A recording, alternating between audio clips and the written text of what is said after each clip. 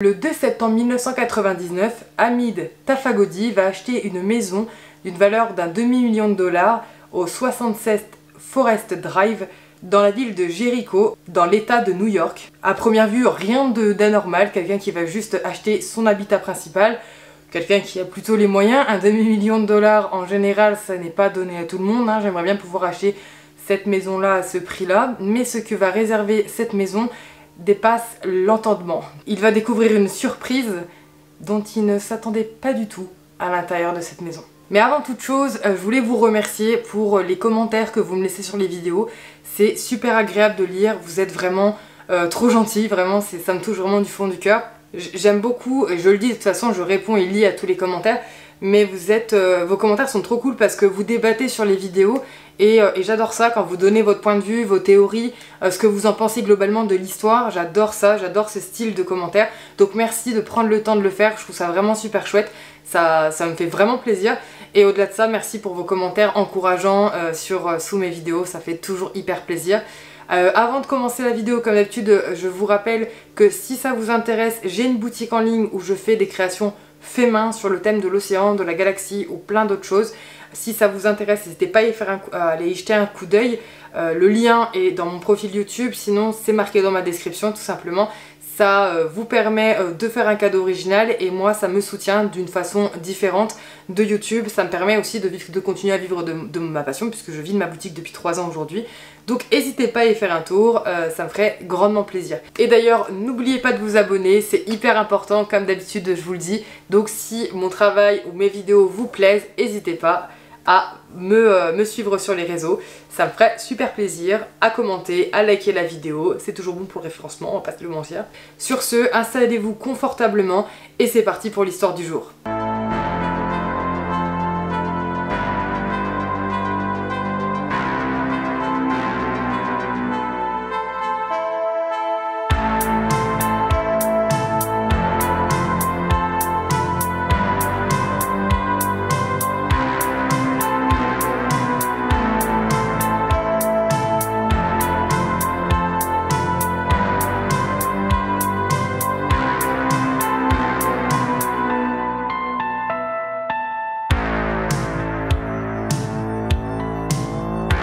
Revenons au 2 septembre 1999 où notre cher Hamid va acheter sa maison dans la plus grande joie possible. Quand on achète une maison, c'est toujours très plaisant.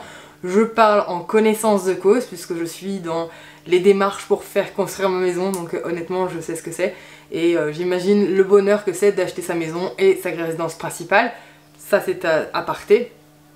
Hamid va donc prendre possession des lieux et découvrir davantage sa maison avec ce qui souvent peut arriver dans des maisons dans l'achat ancien, c'est d'avoir des restes des anciens propriétaires, c'est-à-dire des meubles, des affaires, des déchets aussi, tout le monde ne vide pas correctement sa bâtisse, et c'est ce que va découvrir Hamid en fait en parcourant cette maison qui est quand même une maison conséquente, c'est une grande maison. Il va descendre dans le garage, enfin dans le sous-sol, le vide sanitaire de la maison, et va découvrir beaucoup de déchets en fait laissés par l'ancien propriétaire, Ronald Cohen, qui est parti en laissant des cadeaux au prochain propriétaire. Parfois c'est des belles choses, hein. Parfois on peut tomber sur des gens qui vous laissent des très beaux meubles que vous pouvez restaurer, et parfois c'est juste des bennes de déchetterie que vous allez pouvoir retirer de la maison. Cela étant dit, il commence à faire son tri dans son garage, et enlève les déchets qu'il ne veut pas garder, et va tomber sur un baril, un énorme baril, dans le garage. Il va essayer de le déplacer, c'est impossible. Le baril fait 200 kg, donc tout seul c'est pas possible. Et il va lire dessus, donc sur le dessus du baril, des étiquettes mentionnant qu'à l'intérieur de ce baril se trouvent des produits extrêmement dangereux, des produits chimiques, et qu'il est déconseillé de l'ouvrir, de le toucher, qu'il vaut mieux le laisser là. Donc, à première vue, ce n'est pas en tant que particulier vous pouvez vous débarrasser d'un baril de produits chimiques. Il faut donc appeler une société qui vient directement pour pouvoir le débarrasser. Et de toute façon, ce n'est pas possible de le transporter en déchet, puisque bon, déjà il ne sera pas accepté, mais en plus, au vu du poids, ça va être compliqué. Il faut savoir que Hamid va apprendre que ce baril est là depuis la création de la maison, c'est-à-dire qu'il y a plusieurs propriétaires qui se sont succédés dans la vie dans cette maison. Et à chaque fois, ce baril n'a jamais été déplacé, puisqu'il est indiqué dessus de ne pas le déplacer. Et du coup, en fait, les gens le poussaient dans un coin et en fait l'oubliaient complètement. L'ancien propriétaire dira plus tard que il a vécu 12 ans dans la maison et que même à la fin, il s'en rappelait même plus qu'il y avait le baril parce que il faisait partie du décor. En fait, on le met dans un coin, il y a des choses qui s'agglutinent autour avec la vie, hein, on entasse, on fait des choses. Et ce qui fait que vraiment le baril est resté là, mais hyper longtemps. Mais Hamid ne veut pas le garder, ce baril, des produits chimiques, on parle d'une maison familiale. Donc lui, tout de suite, il se dit c'est hors de question que je garde ça chez moi, même si les autres ont fait, moi je ne veux pas. Il contacte du coup l'ancien propriétaire, Ronald, il l'appelle au téléphone en disant mais moi je veux m'en débarrasser, faut faire quelque chose. C'est l'ancien propriétaire, par gentillesse, il dit bah écoute, il n'y a pas de souci, je vais venir avec toi, je vais t'aider à t'en débarrasser si tu le souhaites. Donc Ronald rejoint Hamid chez lui, et à deux, ils essaient de déplacer un peu le baril, mais ils n'y arrivent pas du tout. Du coup, alors peut-être que c'est dangereux, mais s'ils ne l'avaient pas fait, on ne connaîtrait pas cette histoire aujourd'hui. Mais ils vont décider, à l'aide d'un pied de biche, d'ouvrir ce fameux baril et pour voir ce qu'il en contient et potentiellement appeler des entreprises spécialisées pour pouvoir débarrasser le baril. Mais suivant ce qu'il y a dedans, vous n'appelez pas la même entreprise. Si c'est de l'huile usagée, vous n'appelez pas une entreprise que si c'est des produits chimiques. Même si sur l'étiquette c'était marqué produits chimiques, il se disait bien que ça pouvait être un ancien baril réutilisé pour autre chose. Si ça se trouve c'était de la flotte à l'intérieur et c'est juste que le baril en fait ça contenait des produits chimiques il y a bien longtemps et que le premier propriétaire qui l'avait avait mis n'importe quoi dedans et voilà. Donc ils ouvrent le pied de biche et là tout de suite il y a une odeur horrible qui va sortir du baril à tel point que les deux vont se reculer et presque en vomir parce que c'est vraiment une odeur voilà, de décomposition, enfin c'est vraiment dégueulasse. Et en se rapprochant, en regardant un peu ce qu'il y a dans le baril, eh bien ils vont être pris de panique parce qu'ils vont découvrir une main en décomposition avancée bien évidemment qui gît dans une sorte de bouillie vraiment indescriptible, une main quasiment momifiée qui ressort un peu comme ça du baril et ce qu'on croit apercevoir comme des cheveux, une épaisse chevelure qui est sur le dessus. Donc là qu'est-ce qu'ils font tout de suite? Pris de peur, ils vont appeler les autorités en disant que ils pensent avoir trouvé un corps dans un baril. Donc ils appellent les autorités évidemment se déplacent immédiatement. À leur arrivée, ils constatent que effectivement le baril semble contenir un corps, mais pas que, un liquide verdâtre est à l'intérieur qui vient entourer cette sorte de bouillie de décomposition et de couleur verte poisseuse. Donc le baril va être emmené par la police pour analyse forcément. Donc j'imagine même pas l'état du pauvre Hamid qui vient d'acheter sa maison et qui découvre que en fait dans le garage était entreposé simplement un corps dans un baril depuis des dizaines et dizaines d'années. On apprendra après depuis quand exactement, ce qui est assez fou d'ailleurs. Et du coup le baril va être analysé et ils vont trouver à l'intérieur du coup les restes bien décomposés d'une jeune femme hispanique âgée de 25 à 30 ans et qui était enceinte. Qui était quasiment arrivée d'ailleurs à son terme au moment de sa mort. Donc, mis à part ça, on n'a pas forcément l'identité de la personne. Après, autant, puis avec la décomposition, très compliqué. Elle mesure entre 1m45 et 1m52 et elle a une dentition plutôt inhabituelle. Donc, il le note forcément puisque ça peut être un indice pour retrouver l'identité de la personne. La cause de la mort de cette jeune femme va être déterminée assez rapidement vu l'état de son crâne. Donc il va être déterminé qu'elle est décédée suite à un traumatisme contendant à la tête, puisque son crâne est défoncé à l'arrière en fait tout simplement. Donc ils estiment que c'est la cause du décès. Donc clairement pas un accident. Voilà. Donc tout de suite ils s'orientent évidemment sur un meurtre. De toute façon un accident qui finit dans un baril en général ça arrive pas. Après tout doute raisonné, puisqu'au finalement on peut se dire que ça peut être un accident et quelqu'un qui a eu peur et qui a dissimulé le corps. Mais là clairement on part sur un meurtre. Le fût va contenir également des pastilles de polystyrène, 2 anneaux dont un portant l'inscription MHR, un médaillon portant l'inscription, alors excusez-moi pour mon accent, To Patrice Love Uncle Phil, donc en gros une bague avec l'inscription où apparemment l'oncle de cette personne s'appelait Phil, c'est toujours un indice sur son identité. Une teinture verte, d'où l'aspect verdâtre, une tige de plante artificielle en plastique et un carnet d'adresse. Malheureusement le carnet d'adresse est extrêmement abîmé, on s'en doute, il est dans un liquide dégoûtant, l'encre elle est illisible, donc il le garde pour analyse puisque même si à l'œil humain on ne peut pas le voir, avec les avancées technologiques on peut peut-être faire quelque chose, voyez-vous. Dans le baril ils vont également retrouver un portefeuille, une trousse de maquillage, mais pareil, tous les éléments sont détériorés à l'intérieur, très compliqué de... voilà, d'avoir des indices plus que ça. Donc c'est à ce moment-là que le mystère de la femme enceinte dans le baril va commencer. Donc là, le seul indice que la police a, c'est le baril et les restes d'une femme dont ils ont aucune connaissance de l'identité et avec très peu d'informations et très peu d'indices pour pouvoir trouver l'identité de cette personne. Sachant qu'à cette époque, et encore aujourd'hui d'ailleurs, les femmes hispaniques disparaissaient en masse aux États-Unis. C'est un vrai sujet, c'est un vrai problème. Et il y en a beaucoup trop en fait, donc on peut pas se dire on recherche les femmes qui ont disparu dans les 20-50 dernières années, puisqu'on comprend rapidement qu'en fait on a trop peu d'informations. Donc en attendant les résultats d'analyse en concernant le carnet d'adresse avec l'encre qui a sauté, eh bien la police va quand même enquêter sur le seul objet matériel qu'ils ont à leur disposition, à savoir le baril.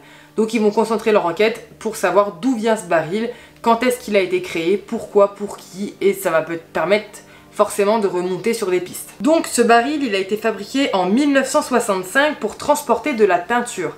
D'où en fait le fait qu'il y a encore une fois de la teinture verte à l'intérieur de ce baril. Les marques montrent qu'il a été expédié à Melrose Plastic, donc une entreprise de fabrication de fleurs artificielles qui était détenue à l'époque en partie par Howard Bay Elkins. C'est un homme d'affaires local.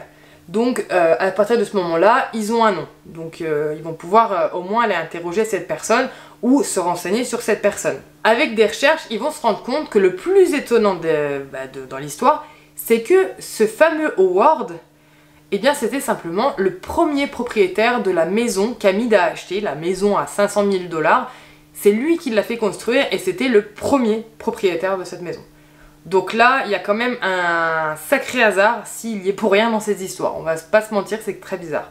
Donc à ce moment-là, au lieu d'aller tout de suite courir interroger Howard, qui à cette époque d'ailleurs a déménagé, ils ont décidé de mener une enquête sur cette personne en allant interroger les anciens employés de cette usine de fabrication de fleurs artificielles pour en connaître un peu plus sur ce personnage et savoir quels étaient les on-dit, parce que dans les sociétés, on le sait, il y a toujours des rumeurs. Et beaucoup vont dire qu'à l'époque, donc il y a une trentaine d'années, le patron, Howard, avait une liaison cachée avec une jeune femme d'origine salvadorienne. Donc déjà là, ça commence à tilter un peu aux policiers, puisque on rappelle que la jeune femme qui a été retrouvée dans le baril était d'origine hispanique. Donc déjà, ça apporte quand même un élément, même si ça reste de la rumeur, ça apporte un élément plutôt intéressant. Donc évidemment la police va rapidement faire le lien entre la femme dans le baril, les rumeurs de liaison avec une femme d'origine salvadorienne et Howard. Donc ils décident de partir tout simplement l'interroger.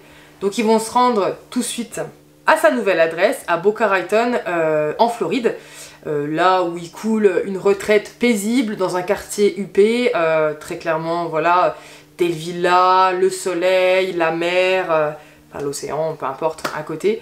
Il vit sa best life et la police vient taper à sa porte pour avoir plus d'informations.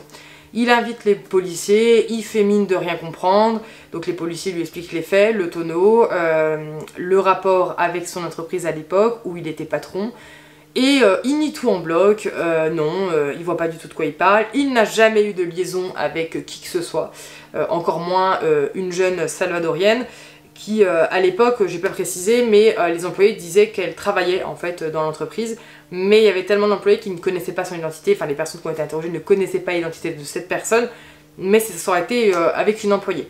Donc là les policiers déjà ils comprennent qu'ils cachent des choses, donc les policiers continuent de l'interroger, Howard nie tout en bloc, et du coup ils vont lui demander tout simplement de réaliser un test ADN parce qu'il voulait en faire un pour pouvoir le comparer au fœtus qui a été retrouvé, on peut même dire au bébé puisqu'elle était quasiment à terme, avec le bébé retrouvé dans le tonneau, puisque les enquêteurs, voilà, ils sont pas bêtes, ils ont compris que cette histoire tournait autour de certainement une liaison qui a mal tourné, où l'amante est tombée enceinte et le mari qui trompe sa femme ne voulait pas que ça se sache, donc forcément pour eux le coupable de ça est forcément le père de l'enfant. Donc comparer l'ADN d'Howard avec l'ADN du bébé pourrait permettre justement de relier les deux, voyez-vous.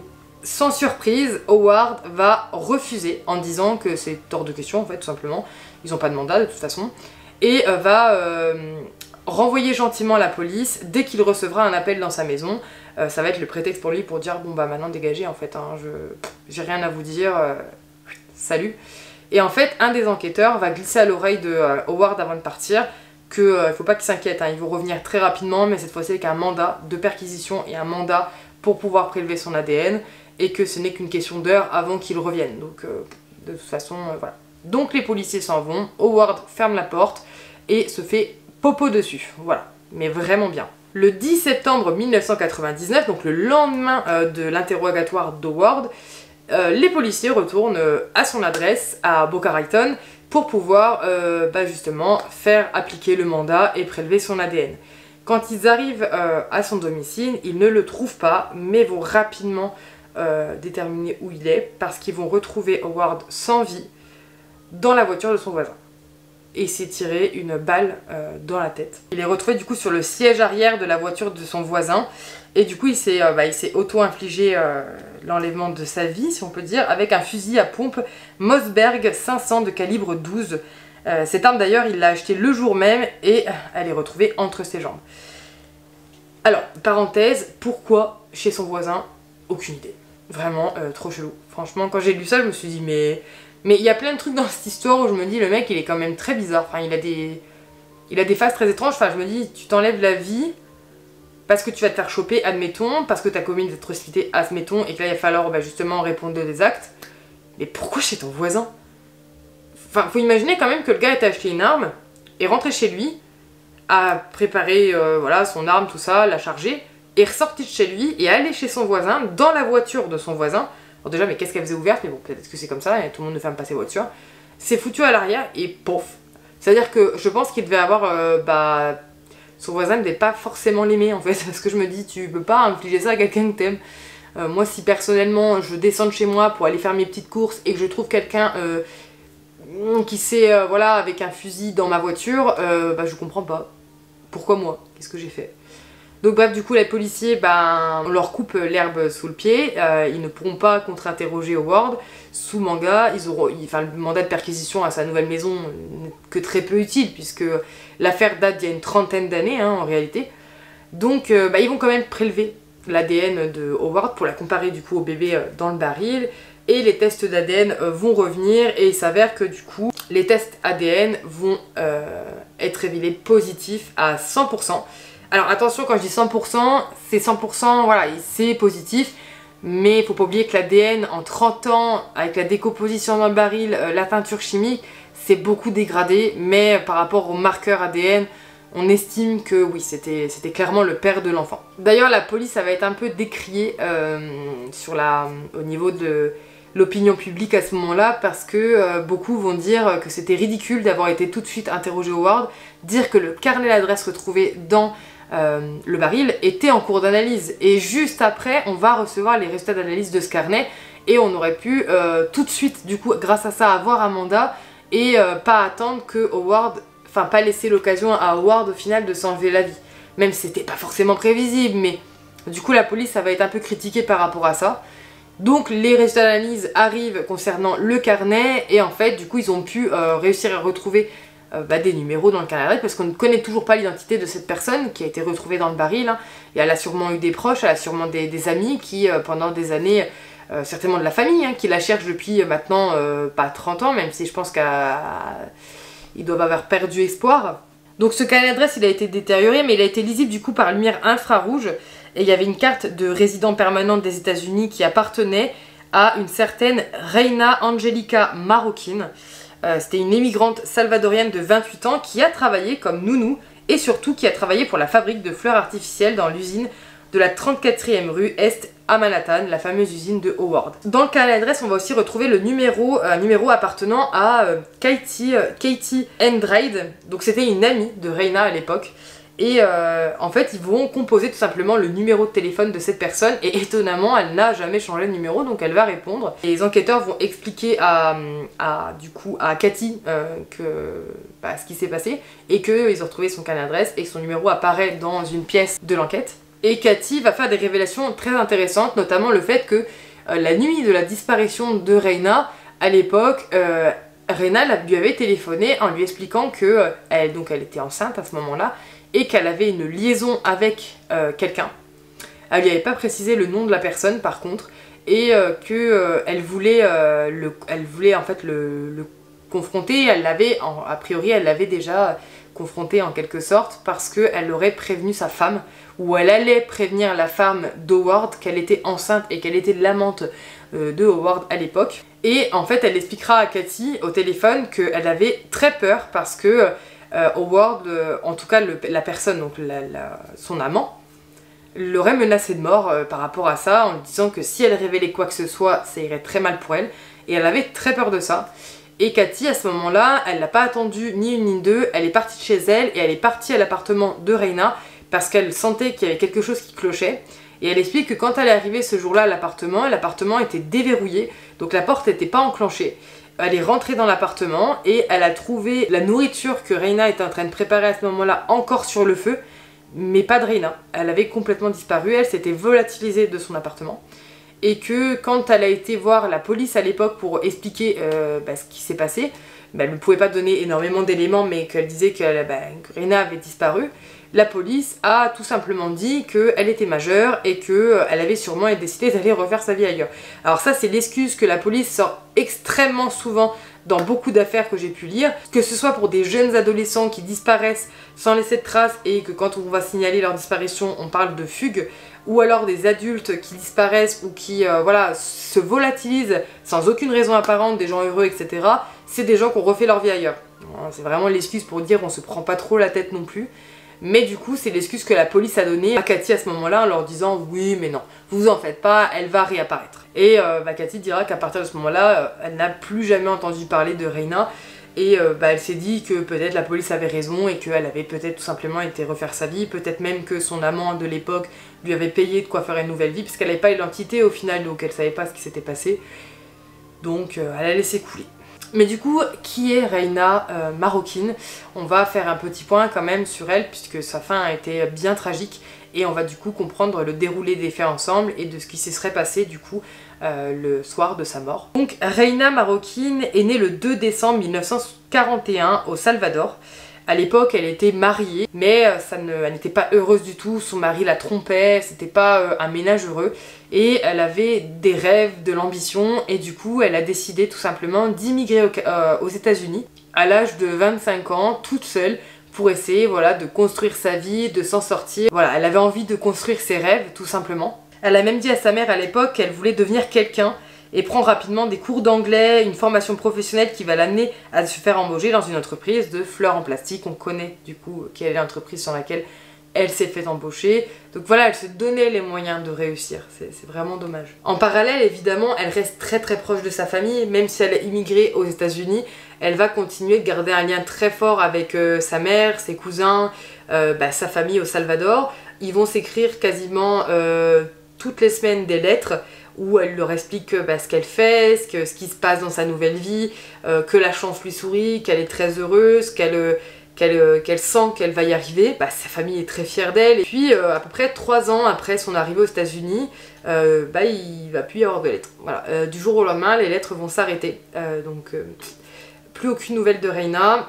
Évidemment, on arrive au moment de sa disparition, forcément. Tout de suite, la famille va contacter du coup l'ambassade aux États-Unis pour pouvoir signaler la disparition de Reina. Mais pareil, genre ça va rien donner. Hein. Je vous dis, c'est un vrai sujet ça. Donc la famille et ses amis vont continuer à la chercher, hein, forcément Reina désespérément. Ils vont en même temps, ils iront même jusqu'à publier une annonce, un journal salvadorien. Dont voici une transcription grossière. Jeune femme salvadorienne disparue à New York. Cependant, et malgré tous leurs efforts, aucune trace de Reina et ils ne la trouveront jamais. Puisque malheureusement, on ne connaîtra le sort de Reina que 30 ans plus tard. D'ailleurs, la famille de Reina va apprendre la nouvelle par un écrivain.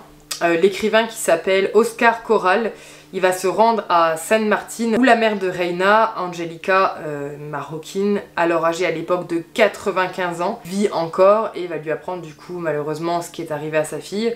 Et d'ailleurs, sa mère dira à l'écrivain qu'elle rêvait énormément à l'époque de sa fille et qu'elle la voyait justement pris au piège dans un tonneau, dans une sorte de tonneau, et que ça la hantait et qu'elle la voyait dans ses rêves. Sa fille l'appelait au secours et qu'elle était coincée, ce qui est assez incroyable quand même, puisque quand on sait qu'elle est retrouvée dans un baril, c'est quand même fou. Et sa mère va décéder 1 mois plus tard et elle sera enterrée avec Reina du coup. Et c'est comme si sa mère était restée en vie, parce que 95 ans c'est un très bel âge quand même, hein. C'est quand même fort, et c'est comme si sa mère avait attendu la vérité sur sa fille en fait, puisque dès qu'elle l'a eue, eh bien elle est partie 1 mois après. Au moins elle aura connu la vérité sur son enfant, une vérité que je ne souhaite à personne, hein, que ça n'arrive à personne, perdre son enfant ça doit être une épreuve quand même tragique. Donc qu'est-ce qui s'est passé exactement pour Reina? Évidemment ceci reste de la spéculation, puisque le principal concerné c'est ôté la vie, et la deuxième principale concernée est décédée. Les enquêteurs, alors ils estiment du coup la mort de Reina en janvier 1969, donc 30 ans avant. Ils estiment que Reina avait une liaison du coup avec Howard et elle est tombée enceinte de sa liaison. Reina a, comme tous les infidèles qui se tapent une collègue au bureau, et va faire des promesses à Reina sûrement qu'il allait quitter sa femme ou des choses comme ça. Voyant que ce n'était pas le cas, Reina a donc peut-être menacé Howard de tout révéler à sa femme. Ça c'est l'ami de Reina en plus qui le confirmera. Par peur de tout perdre, il va décider de tendre un piège à Reina. Donc là on ne sait pas, alors il y en a qui supposent qu'il lui aurait tendu un piège directement chez lui, en l'invitant chez lui, d'autres à l'usine. Mais au vu de ce qu'a découvert Cathy en arrivant chez Reina ce soir-là, moi perso je pense que c'est plus cette hypothèse qui est plus logique. Reina devait préparer son dîner le soir, elle a appelé Cathy en lui disant qu'elle avait un peu peur parce qu'elle s'apprêtait à tout raconter à la femme d'Howard, et certainement que Howard le savait et s'est rendu tout simplement à l'appartement de Reina, soit l'a enlevée à ce moment-là dans l'appartement, soit l'aurait tout simplement assommée. Je pense pas qu'il l'ait tuée sur place, puisque sinon il y aurait peut-être du sang ou des choses comme ça. Donc il l'aurait enlevée et puis il se serait débarrassé d'elle tout simplement, défonçant la tête, et puis il a placé son corps dans le baril. Alors dans le baril il y a aussi des granulés qui vont être retrouvés et tout, et en fait les policiers pensent que à la base Howard voulait se débarrasser du baril en le jetant dans l'eau, parce qu'il y avait du coup énormément de granulés pour faire du poids dans le baril, 200 kg. Hein. C'est pas Reina qui pesait ce poids là, mais que forcément une fois que le baril était rempli, il s'est rendu compte que c'était bien trop lourd à déplacer, et l'a laissé dans la maison tout simplement, en mettant juste des étiquettes chimiques, ne touchez pas, etc. En pensant que personne n'allait l'ouvrir, et qu'il comptait s'en débarrasser mais qu'il ne l'a jamais fait. Et il a mis les affaires personnelles qu'il avait pris sur elle en même temps, et s'est débarrassé de son amante comme ça, tout simplement. Ce qui est très étonnant quand même, ce qui m'a rendu dingue dans cette affaire, c'est que le tonneau était dans la maison depuis du coup... Howard a déménagé de cette maison en 1972, et du coup il est parti de cette maison du coup en 72, et du coup il a été découvert que le 2 septembre 1999. Donc de 72 à 99, il y a des propriétaires qui se sont succédés, et le tonneau n'a jamais été ouvert ou n'a jamais été débarrassé, genre c'était normal. Et ce que je trouve dingue, parce que ça à la limite, les nouveaux propriétaires, après il est dans le garage, le truc, ils s'en foutent, mais c'est que Howard a déménagé de sa maison, il savait que dans le fût il y avait le cadavre de son amante, et il l'a laissé. Genre c'est hyper risqué, enfin... Le prochain propriétaire, à tout moment, il aurait pu tout de suite découvrir et puis ça remontait direct à lui, parce que, 30 ans que le tonneau était là, l'affaire avait 30 ans, et ils ont quand même été très rapides à remonter jusqu'à lui, hein, puisque le tonneau, il venait de sa fabrique, il était le patron, il était le propriétaire de la maison, donc ça a été très rapide quand même pour le retrouver, hein, vous voyez, le tonneau a été découvert le 2 septembre 1999, et là où on a retrouvé du coup Howard décédé, c'était, attendez, je retrouve, c'est le 10 septembre. 8 jours. Il a fallu 8 jours aux enquêteurs pour remonter jusqu'à Howard. Je trouve ça fou, en fait je trouve ça fou, après bon il ne pouvait plus s'en débarrasser, mais je me dis, je sais pas, trop bizarre, je comprends pas trop. Donc voilà, une fin tragique pour la pauvre Reina qui ne voulait juste que réaliser ses rêves en immigrant aux États-Unis, et qui finalement se retrouvera enceinte de son patron malhonnête et se fera assassiner par lui, et son corps ne sera retrouvé que 30 ans plus tard dans un baril, tout simplement. Je trouve ça horrible. Les meurtres en général, c'est pas forcément, mais là, ça me fait mal au cœur parce que c'était une jeune femme qui avait juste envie de s'en sortir, qui avait des ambitions, qui avait des rêves et qui se donnait les moyens d'y arriver. Et encore parce que, enfin j'ai envie de dire, là pour le coup, c'est un homme qui ne savait pas tenir son matériel sous sa braguette qui, au final, a retiré et coupé, empêché une femme de vivre tout simplement. Donc voilà pour cette histoire.